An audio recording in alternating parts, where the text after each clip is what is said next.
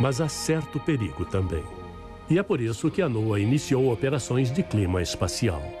A colisão causa oscilações no campo magnético da Terra e o resultado pode ser uma sobrecarga indesejável nas redes elétricas. Isso já causou muitos apagões no passado. Outros sistemas são também vulneráveis a esse efeito. No Alasca, há um oleoduto que corre de norte para sul, chamado de oleoduto de Alyeska, e que passa bem debaixo do oval da aurora e é muito vulnerável a essas flutuações do campo magnético. Nós já medimos variações médias de 1000 amperes ao longo do oleoduto durante tempestades magnéticas. Seguem os índices solares terrestres para o dia 24 de maio. O Centro de Ambiente Espacial emite um relatório diário, porque oleodutos e redes elétricas podem ser afetados pelas tempestades magnéticas. O campo geomagnético ficará instável ou até mesmo ativo.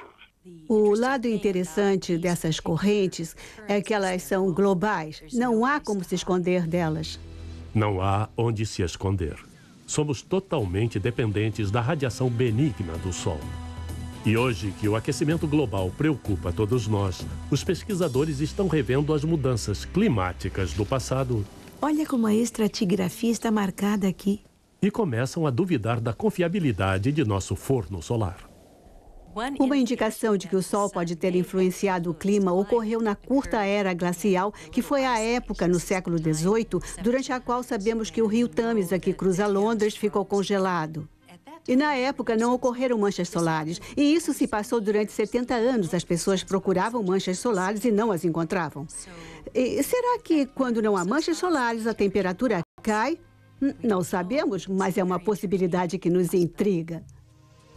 Normalmente, a atividade da superfície do Sol acompanha um ciclo de 11 anos. E o nosso clima ainda é afetado por pequenas vibrações da rotação da Terra e por variações na órbita da Terra em torno do Sol. A partir da Revolução Industrial, outro fator teve que ser introduzido: o impacto da humanidade sobre os oceanos e a atmosfera. O nível de dióxido de carbono subiu uns 30% nos últimos 200 anos. E o acréscimo foi maior depois da Segunda Guerra Mundial. Chamamos isso de aquecimento global, porque isso causa um aquecimento na atmosfera, o que não significa necessariamente que a temperatura suba. Por exemplo, se os gases do efeito estufa acumulam calor nos trópicos, podem ocorrer efeitos surpreendentes ao sul e ao norte. A circulação atmosférica começa a mudar, resultando em mudanças também nas correntes atmosféricas de alta velocidade e nas rotas das tempestades, assim como no seu destino, sendo muito possível e até muito provável que haja queda de temperatura em alguns lugares. As invasões da Rússia por Napoleão e Hitler fracassaram em grande parte pela severidade do inverno. Embora pareça absurdo, um congelamento assim pode decorrer de um aquecimento global.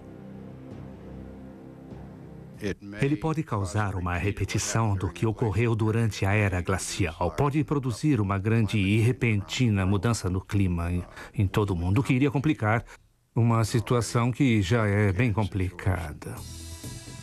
Mesmo que consigamos reduzir as emissões, o CO2 criado pelas indústrias há 50 anos permanecerá na atmosfera por pelo menos outros 50 anos. Reverter as causas humanas do aquecimento global é difícil devido às consequências econômicas dessa reversão. Estamos num beco sem saída. Precisamos de energia e negar energia aos países em desenvolvimento, sabe, não dá nem para pensar nisso. E, no entanto, a produção de energia com os métodos de hoje vai encher a atmosfera de dióxido de carbono. Por isso, de certa maneira, é uma roleta russa. O problema político se complica quando é invocado um argumento controverso. Se há um aquecimento global, será que ele resulta de mais CO2 sendo lançado aos céus? Ou será que ele é resultado de algum ciclo natural de longa duração?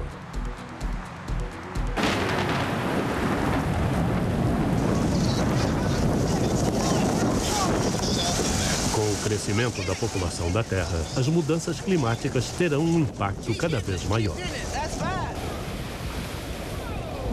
Enquanto isso, a pressão populacional resulta em mais gente se mudando para regiões costeiras, florestas do Ártico e planícies do Sul, locais onde condições climáticas extremas já representaram barreiras intransponíveis. O clima sempre foi mau. O ano mais quente, o ano mais frio do século XX ocorreu em 1936. E não durante a época atual de aquecimento global. O que acontece é que as pessoas estão se mudando para regiões onde o tempo é muito ruim. Estamos fazendo coisas que são muito mais sensíveis a variações do clima. Ou seja, estamos à procura de problemas. Dependemos do clima. Sem chuva nem vento, o planeta não seria capaz de suportar vida. As condições atmosféricas podem nos maravilhar com efeitos espetaculares. Queremos sempre que o tempo melhore. Estaremos permanentemente à espera de mais um dia lindo. Mas à medida que a Terra fica cada vez mais cheia de gente, parece que os ventos estão se virando contra nós. Versão brasileira Sincrovídeo.